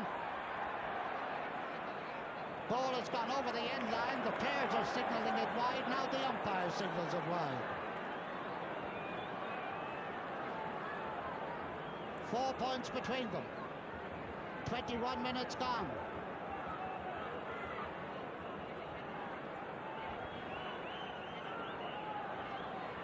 John O'Leary with the kick out. Remember the finishes that both these teams have put up in semi-finals. This year, let alone other years. John Caffrey. Pat Canavan. What a game he's played. And Johnny Hughes trying to hold off. Joe McNally getting inside. Barney Rack is with them. Barney Rack. Kyle goes down and saves it. What a grand save there. And it was almost a miracle break for Dublin. But now it is Galway breaking away. Stephen Kennedy. Barry Brennan getting back to it. Michael Brennan high in across the goal mouth, and once again it's Pat Canavan. And Dublin coming away with the ball there, but the referee calls back the play as he did a few moments ago with Galway, and there is a free out for Dublin from their own 20-metre line. And I wouldn't be surprised if it gained an inch or two. In fact, the referee is putting it back a foot or two, back to where it happened. John O'Leary with the free, 1-9 to 1-5. Dublin with 12 men, Galway with 14. Galway with the breeze. Can Dublin hold on? Can Galway tear down that 4-point lead? And not so good free there. Comes out to Brian O'Donnell. Brian O'Donnell gets past one man, trying to get that ball up, but it won't. And this is Barney Rock. He's everywhere. His clearance out over the sideline, line ball for Galway. Everybody is playing everywhere. At this moment, the only man in the Galway half of the field is the Galway goalkeeper, and even he is on the 13-metre line. Line ball taken by Stephen Joyce, blocked down by Nick Holden, John Caffrey, back into Jerry Hargan. Hargan out now, they're trying to feed Joe McNally, but Johnny Hughes breaks it up there. Johnny in a passing movement, he's gone right through. Johnny takes a shot. Val Daly got his hand to that ball into the parallelogram. Referee is waving his hands out there, just to wave on the play, I think it was. And John Kearns misses that one. Richie Lee out to the far side of the field, gone out over the sideline, line ball for Dublin. This is a game of dithering now around the place, and Johnny Hughes looks winded after that excursion up the field. 24 minutes gone in the second half. Johnny Hughes being attended to. There's a Johnny Tobin, it looks like, getting ready to come in on the far side. But Johnny Hughes playing it right full back, wound up in a shooting position about 20 metres out from the Dublin goal. And Johnny Tobin is getting ready to come in for Galway. He's in for Galway. That's Johnny, the star of some years ago, a star of colleges, a star of senior football, and the kind of forward that could get a goal that would make all the difference. From this line ball, the ball goes to Anton O'Toole. Anton out to the far side, line ball for Galway. This is the stage of a game where one starts watching the stopwatch and one watches the scoreboard. 1-9 to 1-5 for Dublin, about 10 minutes left in the game.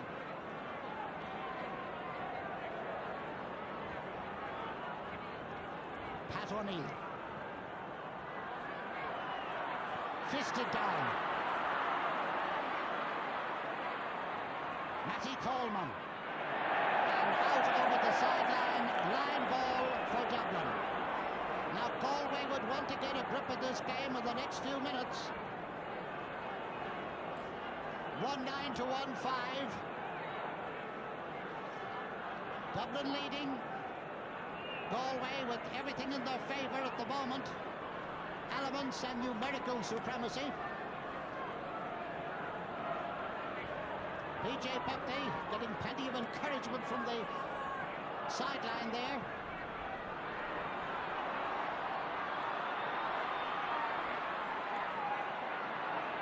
John Kearns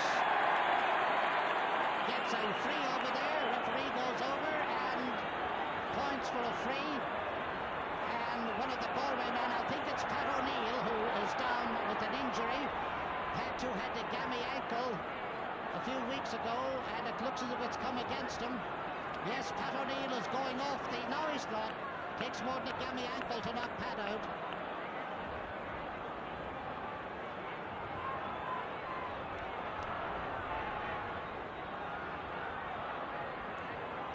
Here comes the free. PJ Buckley and the wind catching it as it almost loses ground, but John Caffrey keeps his eye on it. Maybe it's basketball training, I don't know what, but here now come the defence keeping out this onslaught of Dublin, and Stephen Kennedy is penalised for kicking the ball off the ground. And he is certainly adamant that he didn't.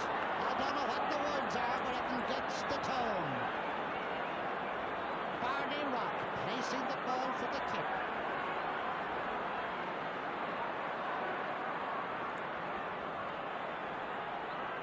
Steady, here it comes.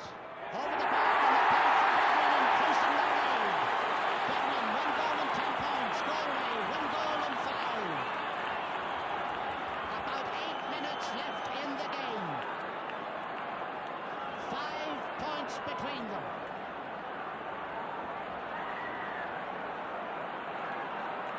Porrick Coyne taking the kick out. Nicely placed to the loose Matty Coleman. Out now to John Tobin. Tobin can't keep it in play, and it's gone out over the line for a line ball for Dublin. PJ Canavan is going to take it. 5 minutes, 5 points I should say, and 7 minutes left in the game.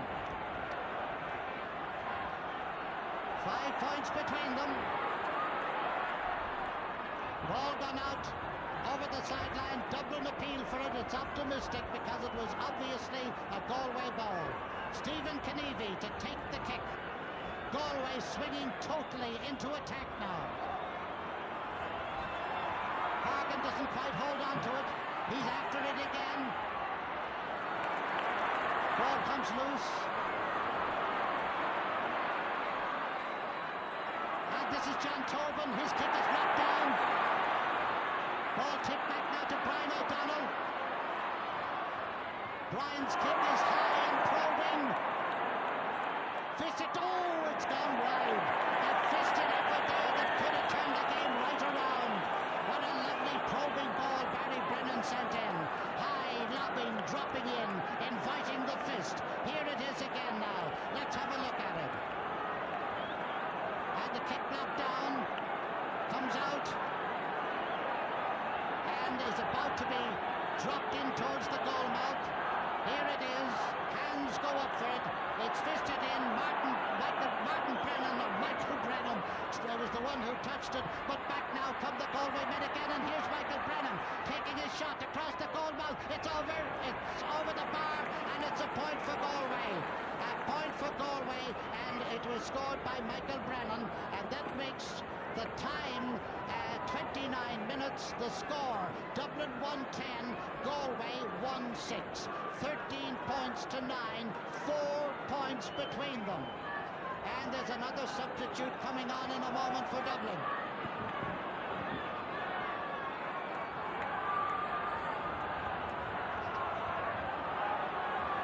Here comes the kick out. Kieran Marr is coming on for Dublin on the far side of the field, but we'll follow the play. Brian O'Donnell. Brian is fouled, and there's a free for Galway. 4 points between them. Kieran Marr in like a flash. The ball comes to the man who certainly win, lose or draw is my man of the match, and that is Pat Canavan. The man who has gone off is the hard-working John Caffrey.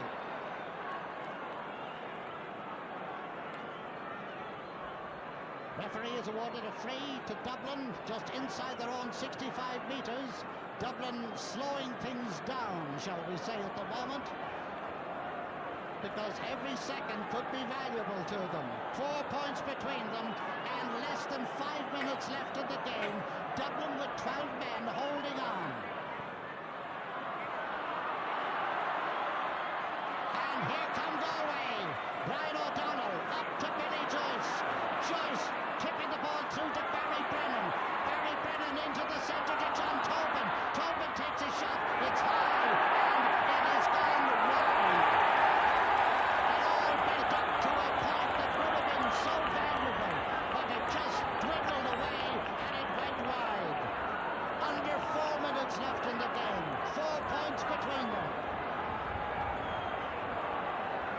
John O'Leary. If he had an armchair, he'd sit in it. No hurry as time ticks away. That's his frame of mind anyway. The wind catching the ball as it has been doing all day.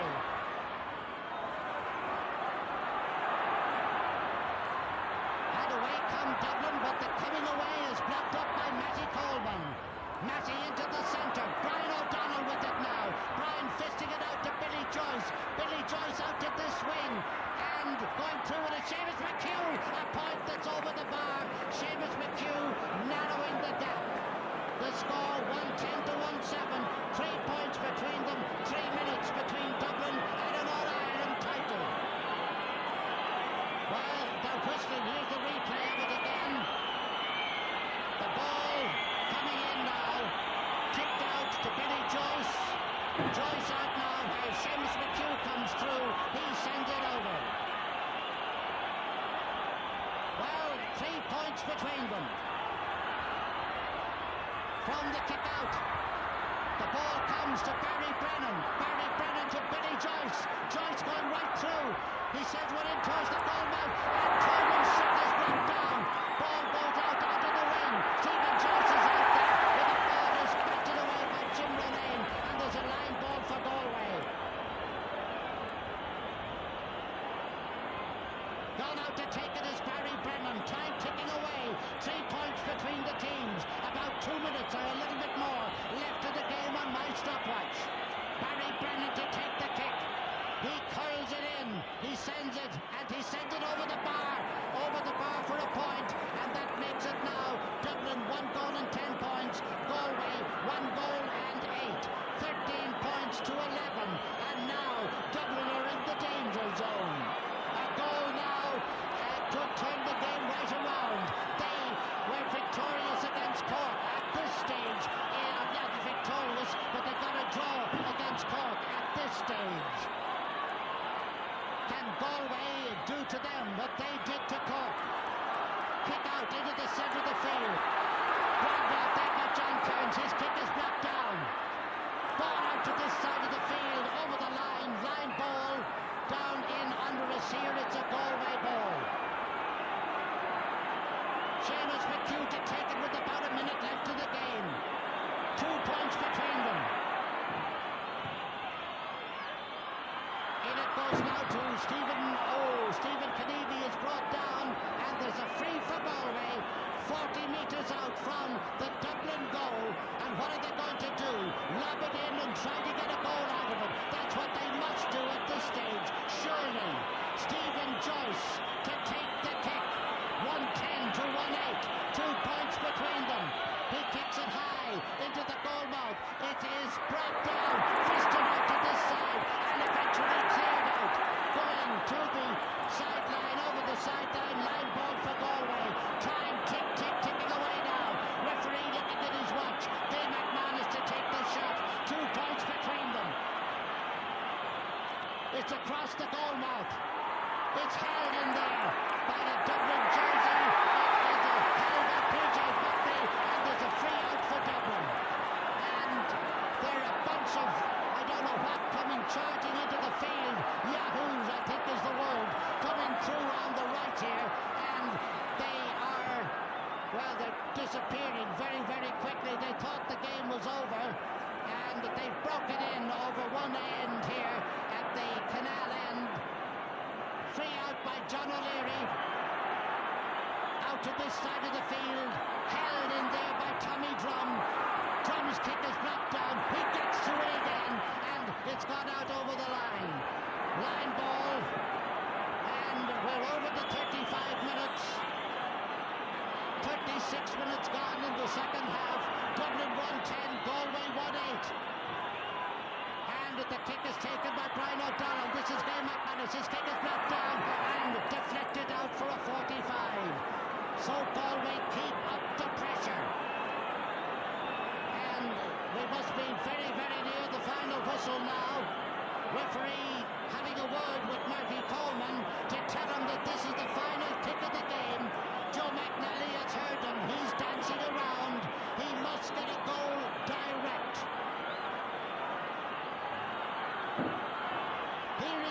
scores. He lobs it out to the far side, and the game is over.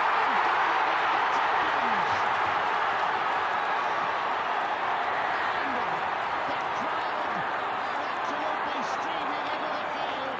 All the young enthusiasts now that the game is over.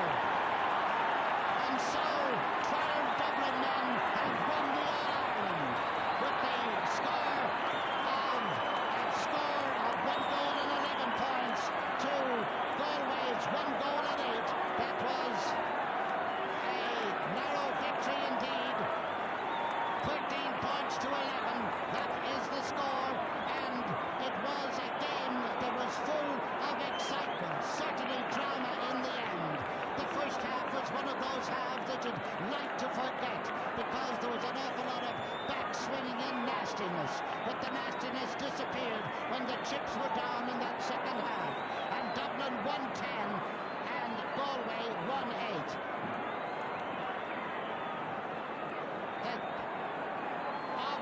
Of the total, Barney Rock scored 1 goal and 6.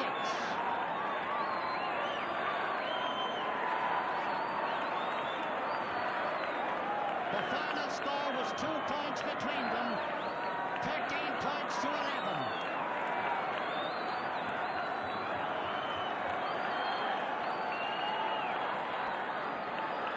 And the excitement inside now, as the Dubs, what's left of them, come through. And that's what it's all about, the Sam Maguire Cup. And I hope Paddy Buggy has better luck in presenting it than he did to the Kilkenny champion, captain, who just took it and went away. Just to recap, the score 13 points to 11. That is 1 goal and 10 points for Dublin, and 1 goal and 8 points for Galway. And here come Dublin, and what a dance around they're having, and what a game that man there, number 5, had, Pat Canavan. He, to my mind, had a truly great game. Anton O'Toole, the man who came back for his 4th All-Ireland medal.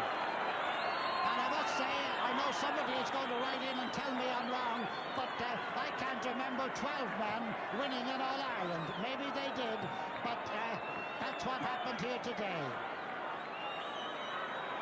And the various subs who are very quickly up there, offering their congratulations. One of them, Ray Hazley, and there is Pat Canavan.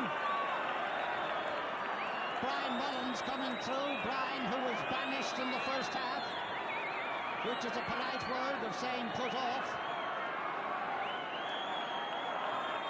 But put off or no put off, Brian is coming up to the presentation. Ray Hazley is up there too. That's Mick Holden. Certainly, this team deserved wonderful credit with the manner in which the 12 of them stood up against the onslaught of 14 men from Galway who did everything but score. Tommy Drum and Brian Mullins, and there's Joe McNally, the one forward that was in the Dublin team in the last 20 minutes, and again, that's no criticism of the others, it's the fact that he was the only one that was down in the Galway half. And if there's joy, well, there it is, on the hill.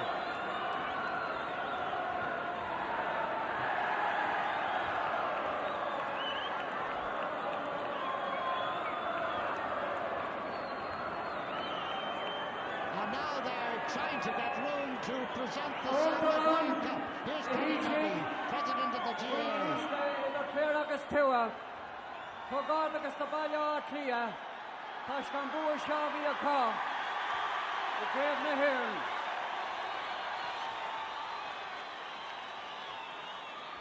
Our congratulations to Dublin on winning their 21st All-Ireland title.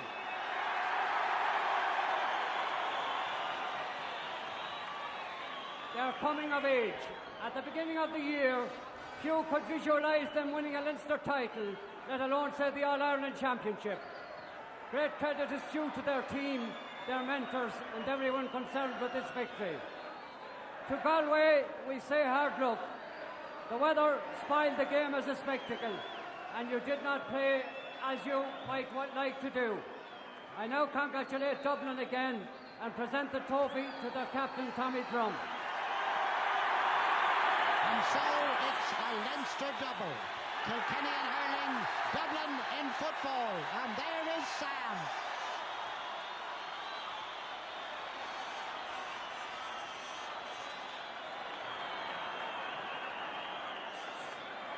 And so Dublin have won their 21st All-Ireland.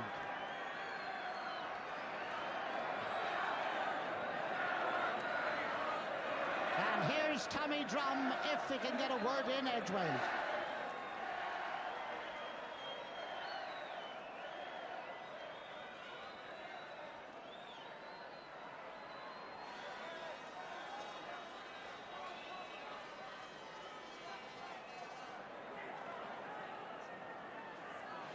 Accordia is more on an hour dom on Curran Shaw a Glocka or Son Balya Clea.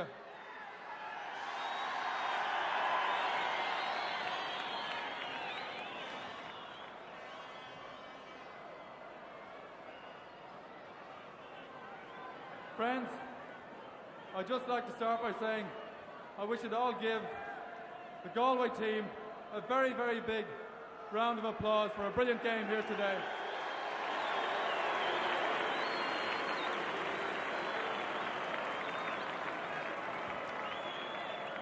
And secondly, I'd like to start by thanking a number of people who have been involved in getting the Dublin team here today.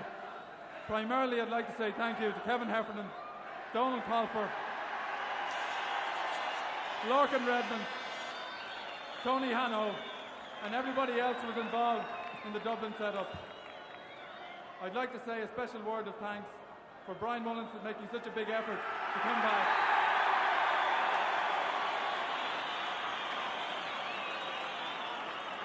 And last but not least, I'd like to say a big thank you to all the Dublin followers who have followed us right around the country this year.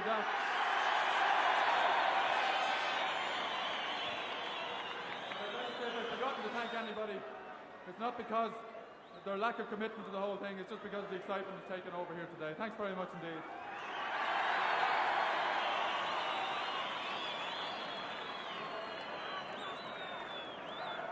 And so the Samovar Trophy is on its way back to the Dublin offices as the Dubs give 3 hearty cheers for Galway. The teacher congratulating Tommy Drum.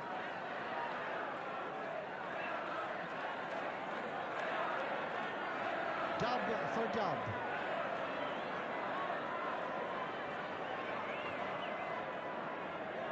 Tommy, who was in the back line for a while, was in the centre field indeed for a little while, but Tommy, who has proved himself at his very best at the centre-half-back position, and of course a member of the Whitehall Column Kills, the captain of the team today. A Dublin team that comprises 12 clubs.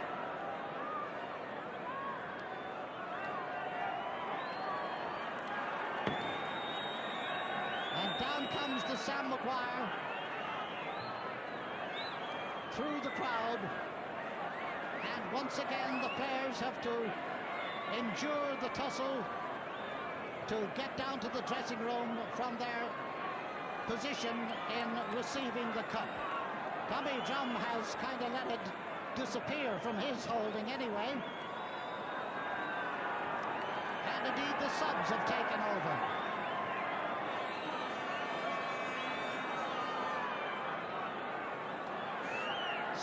So many people trying to get a touch of the cup that cheers.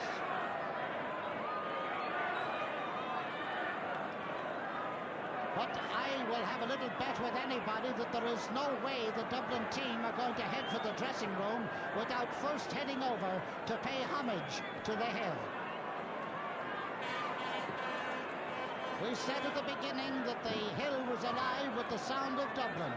It still is, and it will be even more so when that cup gets over with the Dublin team to the hill in a matter of minutes.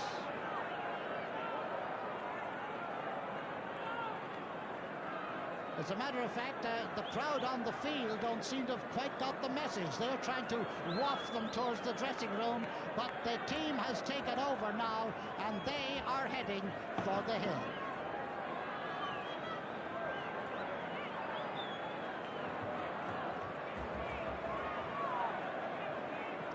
And indeed, it will be a considerable time before the team gets down to the dressing room, because first of all, they've to get to the hill, and then they've to battle their way back. And there is the colourful scene of Hill 16.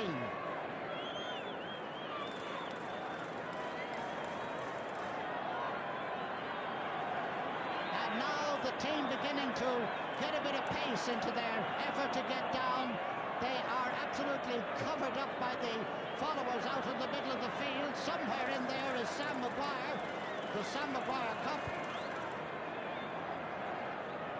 And this truly is the excitement, the drama indeed that is part of every All-Ireland. And when a Dublin team is successful, they invariably go down to their most ardent supporters, the occupants of the terraces, the occupants of the hill. So let's go inside now and see what's happening in a dressing room where a team has won an All-Ireland with 12 players on the field. Let's go over to Mick Dunn. Hold a second. Well, here we are in the Dublin dressing room. They've just beaten their way back in from the reception. That's from the reception of the Sam Maguire Cup. That's what it's all about there in front of us. Matty Potter, the chairman of the Galway Football Board, has just joined them here to offer them their congratulations. Matty. Well, on behalf of Galway to the Dublin team and players, can I say that it's a very sad occasion for Galway. We are disappointed that we didn't win. We got our chances and we didn't take them. I congratulate you on your victory. Thank you very much indeed. There it is, Pat Canavan here beside me. Pat, an extraordinary All-Ireland final. It certainly was, yeah. I can't believe that we won, Mick. To be honest with you, it still hasn't sunk in. You know, way back in May, not too many people gave you much of a chance of being in this position today. No, that's true. I think we were there ourselves more in hope than in great confidence of winning today, certainly. John O'Leary, was there ever an anxious moment for you? Well, there were all anxious moments the whole champion. It was only in the last couple of minutes realised it was getting very close, and it was only then we realised that we could really, really win it. Tommy Conroy here, one of the younger players. Tommy, it's like a dream summer for you, isn't it? Yeah, I guess so, yeah. Very pleased with it, you know. A bit disappointed with my own display, but at least we won it, you know. Well, the All-Ireland medal is coming up. It's there, that's all I want. I suppose at the start of the summer you might have thought in another year or two you might be winning an All-Ireland medal. I didn't really think of it. Like, I was very surprised to be called onto the panel even, and when I did, like, you just put your whole effort into it, and we wanted it more than Galway did, and we got it. We got what we deserved. Okay, Tommy, congratulations again. Barney Rock, chief scorer the whole year. They've been going over well for you. What about the conditions out there? They must have been dreadful. It's bad enough with the wind, but then the appalling rain in that first half. Well, it's the same for both teams mixed, so it didn't really matter. In the first half, when we were playing with the breeze, we got a lead. You know, and we tried to hold on to the lead in the second half. But every time Galway's got a score, we got a score, you know. And that's what I think what happened that time, mate, you know. So what about that goal? It sort of made up for Mike Sheehy's goal a few years ago, did it? Well, like it happened once before, you know. The keeper had the bad kick out, and I just caught it, and I just said I'd go for it. And he was nowhere near his net at the time, poor Porrick. No, I thought in fact he was going to get it. It was just, unfortunately, it just dropped in time. You know? It came at a crucial time, didn't it? Yeah, well, settled us down a little bit. But then with the lads being sent off, you know, like that was a bit of a downer for us then, you know. But never lost. A win's a win. Barney, thanks very much. Congratulations. I see Mick Holden over here, one of the defenders. Mick, there was a lot of pressure on you there in the end. Yeah, there was. You lapped it all up. Yeah, it's good crack. It's great when you're keeping them out. Not so good when they get in, though. That's not so good when they get in. But the conditions, Barney was just saying there, they were dreadful, weren't they? They were, yeah. But like, I thought our lads worked very hard when they went, like, when they had two men coming at us. And we were like, it got to the stage where you couldn't mark a man. You had to be picking up the other guys as well. And like, there was one great, actually there was one very, like, Pat Canavan came back, the fellow was still on show, and Pat came from behind him and took the ball off him and got back out again with it, you know, which we really needed things like that. Like, you had to leave your own man and take a chance. The two wing half-backs, Pat and PJ, I thought were super. In fact, everybody on the field, but the two wing half-backs particularly. Yeah, they were very good. And like, we proved that, like, the papers were right again about the full-back line. They were very shaky, I thought. Mick Holden, you're being sarcastic now. I'm glad I'm not a newspaper man. Congratulations again, Mick. Jim Ronayne there. We must make the point. 14 men against 12. It was an extraordinary victory in the end, wasn't it? It was very hard when Brian went off in the first half. It made it very difficult. There's an awful lot of room, and they had a lot of spare men running around, you know. And then when Kieran Duff went off, it made it all the more difficult. I think in the second half it was only a matter of Dublin trying to hold on, which was great. I suppose it's typical of the commitment there has been in this Dublin team all during 1983. Yeah, I don't think Galway got one clear goal chance in the second half. You know, it's really a tribute to the back line, as well as to a midfield, to forward line coming back to defend. When they did get that goal, was there ever a worry? Were you worried when they got the goal? I was very worried. I was worried right up to the last kick of the game, until the whistle went. Jim, thank you very much. Congratulations again. Well, let's talk to one of the selectors. Donald Colfer, we were very worried on the sideline. Yeah, we had a lot of pressure on us in the second half, Mick, but at the same time we'd every confidence. These fellas have shown all through the year that the one thing that they don't lack is guts. I was just saying that to Jim Ronayne. Great commitment all through the year. All the way through the year, and that's why we felt so confident, even though we were under a lot of pressure and the lads were under tremendous pressure.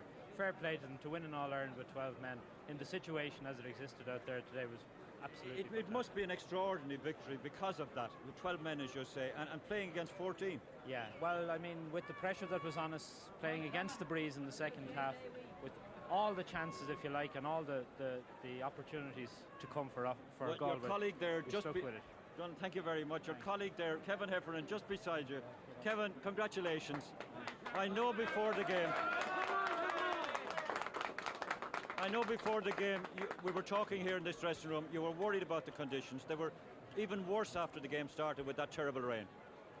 Well, they were bad. I suppose it's an argument for playing the All-Ireland final in August rather than September. Well, because I know your friend Tony Hanaho feels very strongly about that. Every year it's wet or it's windy, and like after such a good summer, you know, there doesn't seem to be much justification in having it at the end of September or near the end of September. And we're a week early this year. That's right. Well, now, apart from that, though, a great victory for these young Dublin lads, because apart from three of them, they are a very young team. Well, it was a different final. It was a different. Well, you can say that in every way. You know, in every way. It's very hard. I find it very hard to kind of make any constructive comment about how the match went. It was a jumble. It was confused. It was a very physical game, and the conditions didn't help. Why do you think it was so physical? Was it the conditions, the wind and rain? I mean, that made it a lottery for a start. I think that was part of it, but I think, you know, there was so much written about Dublin, and Galway decided that their best way, particularly playing against the wind, was to make it a physical game, and like we responded, we made it a physical game, and there you have it. Not for quality, but nevertheless the 21st All-Ireland title for Dublin. 21st All-Ireland, yeah. Congratulations again, Thanks Kevin, much, and good luck. Tony Hanaho is behind you, Kevin. Make way for him. Kevin has just been making the point, Tony. I know you have this bee in your bonnet about playing the All-Ireland final in September. Do you think anybody will ever listen to you? I think today emphasises my point. I mean, the elements were so tough there. Probably that led to a lot of the tension in the game. But I, for one, would like to see that the game would be played before the end of August. Yeah, it was a terrible tragedy, particularly this year, with us having one of the best summers for decades, and then we have this terrible day. Yes. Well, what can I say, except I'd prefer to see it played from May to August. Well, now, when it was played, it was great commitment by Dublin to hold out with just 12 men. Well, all you could say is 12 heroes. I mean, they held out and we didn't defend. We took them on, and for 25 minutes we played with 12 men. And really 12 heroes.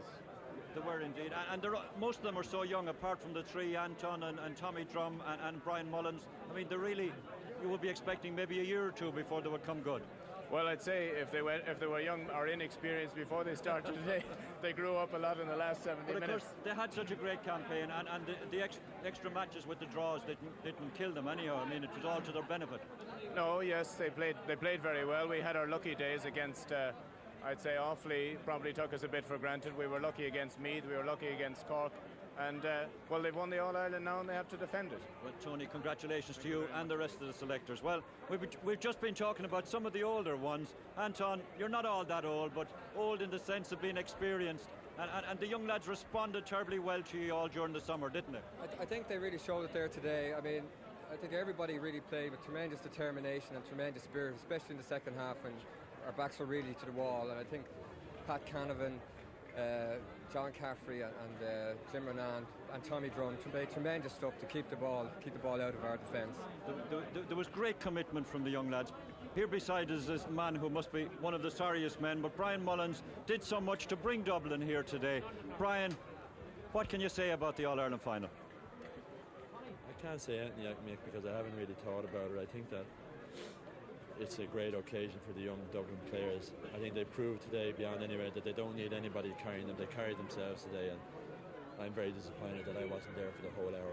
That's the way it goes, you know. Well, it must be said that you did so much to get them there. A lot of these young lads wouldn't be there but for Brian Mullins' contribution, and we've been talking here about the commitment they've shown the whole summer.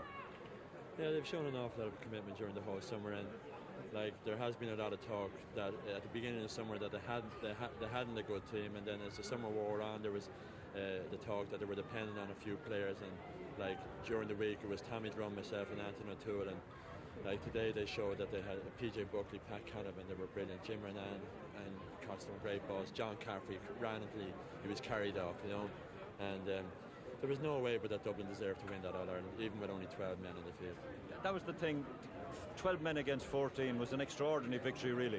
It was, yeah. It was just further proof of their commitment, you know. But I haven't had time to kind of look at it, the film or anything like that. Like when you're involved in it, I was just praying that the second half would just pass by. It was the worst 35 minutes I ever spent in my life. Nevertheless, I saw you in the second half. You were doing messenger boy for Kevin Heffernan at times. So much messenger boy for Kevin Heffernan, but I mean, Galway had more men running around the sideline, so I wasn't going to sit there and let them have 2 free men up in the forward line without telling our fellas that they'd want to watch it, you know. Well, Brian, it's been a sad day for you personally, but there have been so many great days for you in 1983, and let's hope you'll be back and have a lot more of them during the winter and in 84. Well, if Dublin had a loss today, I was going to give up, but when we won today, I'm going to come back to Croke Park and I'm going to stay for the whole time in an All-Ireland final before I finish up. Okay, Brian Mullins, congratulations again. Tommy Drum, captain, congratulations. What can you say about that? Well, I don't know. I think it's another example of the Dublin team not giving up until the final whistle is gone. Certainly, we're all very proud of the performance that we managed to give today. And I don't know what to say after that. It's an incredible performance. Well, they've all been saying here before, you agreeing with me, there's great credit to the young players. Incredible. I mean, they shouldered the responsibility today in a big way. You know, it was thrust upon them today, and they took it with open arms. And I must say that the performance by, say, the 2 wing backs and from Joe McNally up front was scintillating.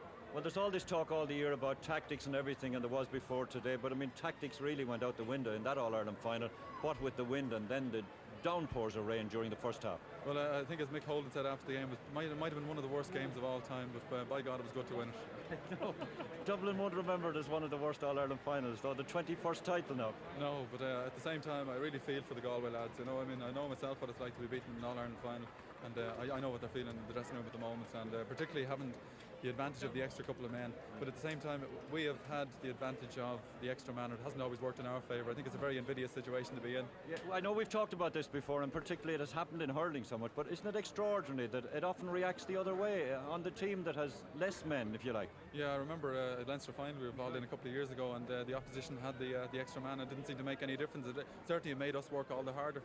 Okay, Tommy Drum, there's the Sam Maguire Cup that you've just got from the President. We'll hand back now to Michael O'Hare up in the commentary position. Yes, a great day for Dublin with that victory. Perhaps not a great day for football with the game that we saw. You know, Dublin this year have been very lucky with goals that came their way against Meath and against Cork, but perhaps none more delightful to them than this rather fluke-like goal as Pádraig Coyne comes up to take a free out comes out. It's caught by Barney Rock, and Barney lobs it into the goal. And that was the goal that won an All-Ireland. As I say, the people in Meath must be kicking themselves at this stage, because they did seem to have Dublin beaten, and some goal mistakes, told against them. But now, no matter who feels badly, Dublin are the All-Ireland champions, having won now with the score 1 goal and 10 points to gallant Galway's 1 goal and 8. And here's the goal again from another angle. Barney lobs it in. Pádraig Coyne tries to get back. It goes in over his head, and if Paddy Cullen was looking in New York, he knows exactly how Pádraig Coyne felt. And with that, we say goodbye from Croke Park. All-Ireland final day with Dublin the victors in the senior game. In the minor game, Derry 8 points, Cork 1 goal and 3, agus leis sin a card, Slán agus Bannacht Arv Galéir.